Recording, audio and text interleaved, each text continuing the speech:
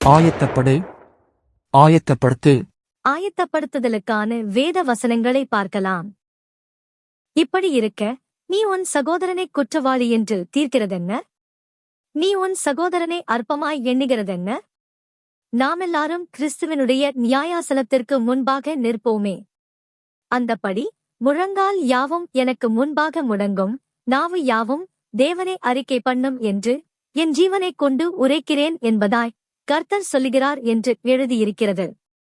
ஆதலால் நம்மில் ஒவ்வொருவனும் தன்னை குறித்து தேவனுக்கு கணக்கொப்புவிப்பான். அது நிமித்தமே நாம் சரீரத்தில் குடியிருந்தாலும் குடியிராமற் போனாலும் அவருக்கு பிரியமானவர்களாயிருக்க நாடுகிறோம். ஏனென்றால் சரீரத்தில் அவனவன் செய்த நன்மைக்காவது தீமைக்காவது தக்க பலனை அடையும்படிக்கு நாமெல்லாரும் கிறிஸ்துவின் நியாயாசனத்திற்கு முன்பாக வெளிப்பட வேண்டும். இதோ சீக்கிரமாய் வருகிறேன், அவனவனுடைய கிரியைகளின்படி அவனவனுக்கு நான் அளிக்கும் பலன் என்னோடே கூட வருகிறது. ஆகையால் சகோதரரே, உங்கள் அழைப்பையும் தெரிந்து கொள்ளுதலையும் உறுதியாக்கும்படி ஜாக்கிரதையாயிருங்கள். இவைகளைச் செய்தால் நீங்கள் ஒரு காலம் இடறி விழுவதில்லை. இவ்விதமாய் நம்முடைய கர்த்தரும் இரட்சகருமாகிய இயேசு கிறிஸ்துவினுடைய நித்திய ராஜ்யத்துக்குட்படும் பிரவேசம் உங்களுக்கு பரிபூரணமாய் அளிக்கப்படும்.